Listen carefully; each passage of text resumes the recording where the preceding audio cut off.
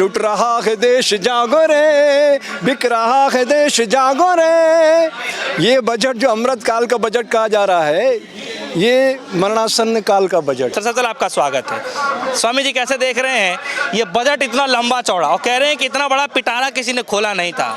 इस पिटारे में आपके लिए क्या रहा? लुट रहा है देश जागो रे, बिक रहा है देश जागो रे, लुट रहा है देश जागो रे, बिक रहा है देश जागो रे। ये बजट जो अमृत काल का बजट कहा जा रहा है, ये मरणासन्न काल का बजट है। इस देश की बहुसंख्य आबादी जीवन के बुनियादी हकों के लिए करा रही है, उस पर किसी का ध्यान नहीं है।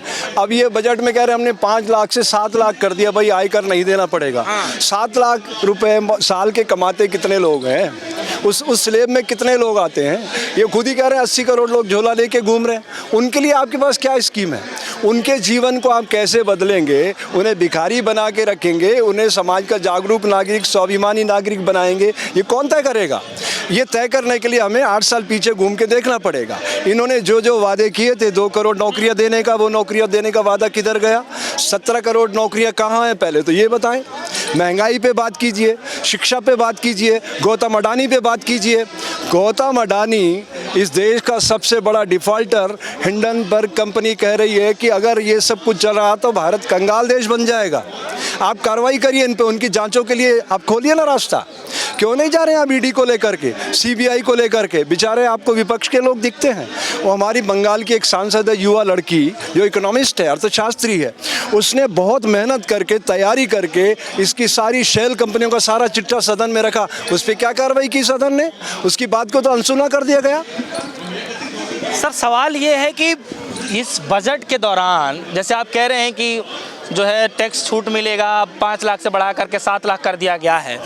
सवाल ये है कि सरकार ने फिर से 1 साल तक का राशन देने का जिक्र कर दिया है, और कोई भूखा नहीं सोएगा इस सरकार में, इतना बड़ा ऐलान। देखिए, मैं सोशल मीडिया से अपेक्षा करता हूं कि इनको आप सरकार बहना बंद करो प्लीज़। ये नाग कंपनी है, नरेंद्र अमित गौतम अडानी कंपनी।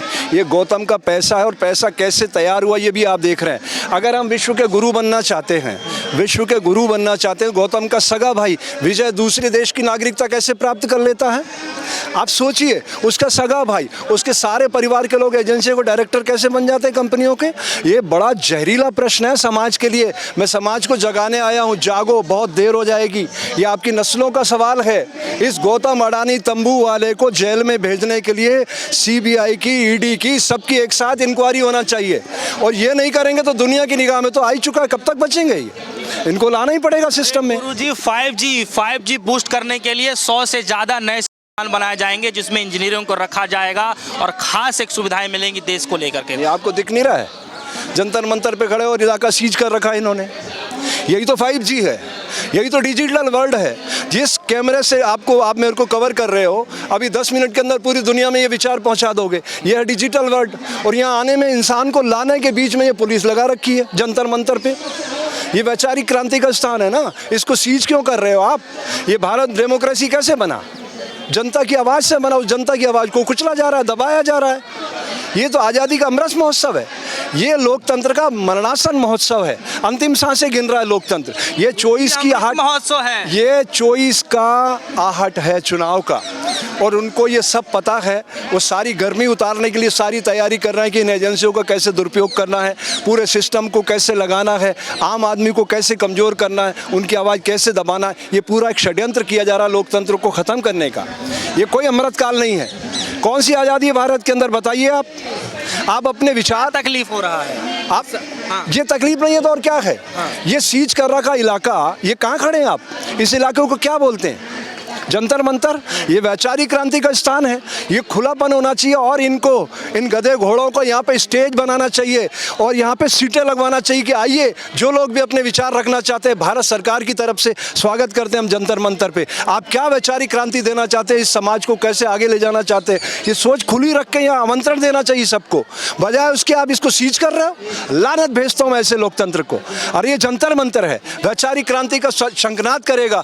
जो बुराइयाँ हैं उसको दूर करने करने के लिए लोग अपने विचार रखेंगे और सबके विचारों को समाहित करके लोकतंत्र में सदन में स्थापित किया जाता है। उन विचारों को वो रिप्रेजेंट करते हैं, जो हमारे MP MLA हैं वो अपने विचार रखते हैं विधानसभाओं में, लोकसभा में। उन सबको ख़त्म किया जा रहा है, उन सबकी आवाज़ को बंद किया जा रहा है। राहुल को सड़कों पर लोक यात्रा क्यों निकालना पड़ी, भारत जोड़ो यात्रा क्यों निकालना पड़ी? अगर सदन के अंदर उसकी बात को सुना जाता तो इतनी 3670 किलोमीटर की यात्रा क्यों करता? आप सोचिए, कांग्रेस एक विचारधारा रही है, आज़ादी के आंदोलन में उसने बड़ा योगदान दिया है, उसको आप हाशिए पर धकेल के क्या हासिल करना चाहते हो? उसको तो सामने रखो, उससे सीखो। मानव सभ्यता के लिए इतिहास लिखा जाता है। अगर आप कहते हो वो इतिहास की बात है और हमें कांग्रेस मुक्त भारत बनाना है तो उससे सीखो ना। उसने जो बुराइयां की, जो गलतियां की, वो मत दोहराओ। गलती करना मानव स्वभाव है, उसे दोहराना पशुता है, सुधारना तो मानवता है। गुरुजी एक बात बताइए, इस बजट में एक बात पे सबसे ज़्यादा जो है चर्चा किया जा रहा है कि जो कनेक्टिविटी से बहुत जोड़ने की कोशिश की गई है, बहुत सारे हेलीपैड, बहुत सारे एयरपोर्ट, तमाम तरीके की कनेक्टिविटी जोड़ा जा रहा है देश को, तो ये तो काफ़ी अच्छी बात हुई ना एक पहल से देखा जाए। एक बात बताइए, देश, किसी भी देश का निर्माण समाज के सामूहिक चरित्र से होता है ना। जब 80 करोड़ लोगों को आप झोला छाप बना के रखोगे, भिखमंगा बना के रखोगे, तो समाज की ताकत कैसे बढ़ेगी? वो तो पिछली सरकारों ने किया होगा ना, ये सरकार तो भर रही है, उसको ठीक कर रही है। राशन देने क्या गलत गुरुजी? बेटा 8.5 साल बहुत लंबी समयावधि होती है। अगर इन्होंने अपने ऊपर अरबों रुपए खर्च नहीं किए होते और समाज की जीवन की धारा पे खर्च किए होते तो उनका जीवन आज बदला हुआ दिखाई देता। सूर्य को अपना प्रकाश फैलाने के लिए किसी को कहना नहीं पड़ता कि मैं प्रकाश फैला रहा हूँ, वो जग जाहिर हो जाता है स्वयं कि सूर्य भगवान आ गए। ये लोग हर चीज़ मार्केटिंग के जरिए अपनी पहचान बनाना चाहते हैं। ये मार्केटिंग के जरिए सारी चीज़ों को खड़ा करके समाज को कमज़ोर करना चाहते हैं। इससे एक अच्छे राष्ट्र का निर्माण नहीं होगा। ये नागरिक दायित्वों का प्रश्न है। पर मैं ये कहने आया हूँ, इस अमृत काल को जो मैं मरणासन्न काल कहता हूँ, जनतंत्र की अंतिम सांसें गिनता हुआ कहता हूँ, जनतंत्र की शक्ति वोट की ताकत में छुपी हुई है। जब तक समाज खुद नहीं जागेगा तब तक एक अच्छे लोकतंत्र का निर्माण नहीं होगा।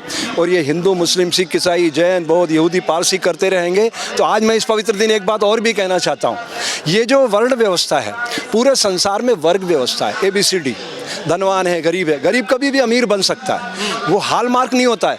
यहाँ पे एक शूद्र पैदा कर दोगे, वो जन्मजात पीढ़ियों तक शूद्र बना रहेगा, वो अपनी उस वर्ण व्यवस्था को तोड़ नहीं सकता। जब मैं कह रहा हूँ, इस सरकार ने प्रधानमंत्री आवास योजना के तहत जो लाभ मिलता था उसमें 66% से ज़्यादा बढ़ा दिया है, अब और ज़्यादा मिलेगा। तो सोचिए ना, मतलब गरीबों के लिए तो सरकार सोच ही रही है। तो मुझे दो बात बताइए आप। एक व्यक्ति को आप खाना खिलाते हो, घर बना के देते हो, हर महीने उसको राशन पहुंचाते हो, और दूसरे व्यक्ति को आप अपने पैरों पे खड़ा करते हो। इसमें से बड़ा कार्य क्या है?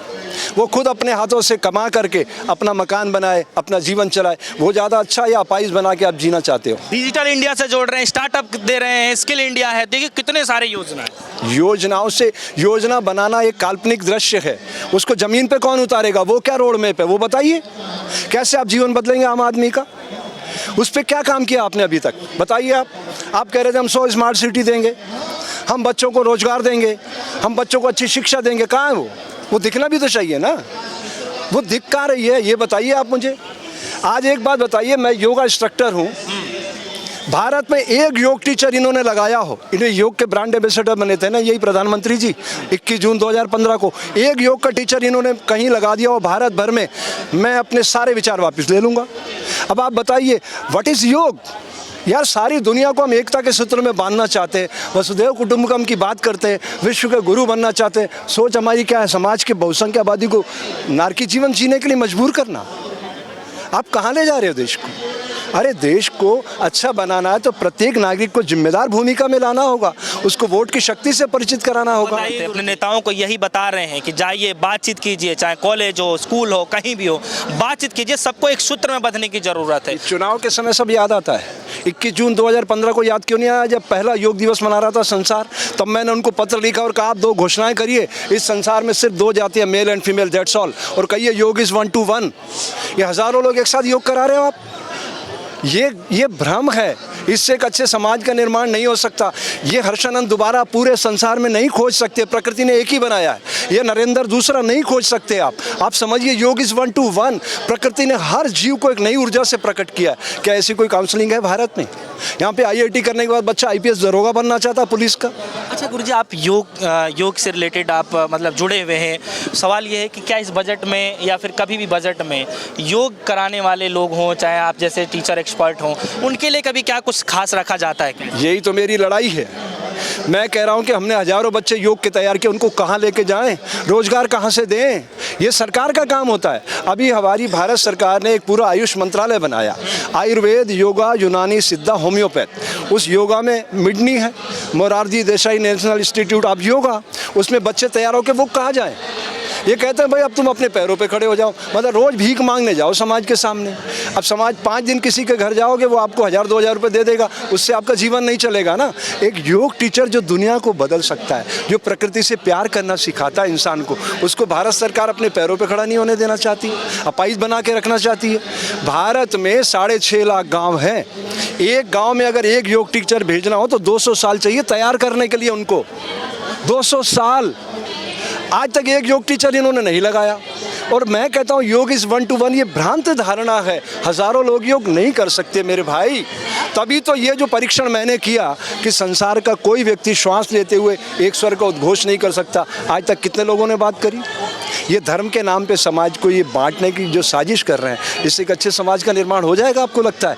आप बताइए मुझे। वो कह रहे सारी जातियाँ, यहीं से तो एरर डाल देते हैं वो। मैं कह रहा हूँ संसार में सिर्फ 2 जातियाँ, male and female, that's all.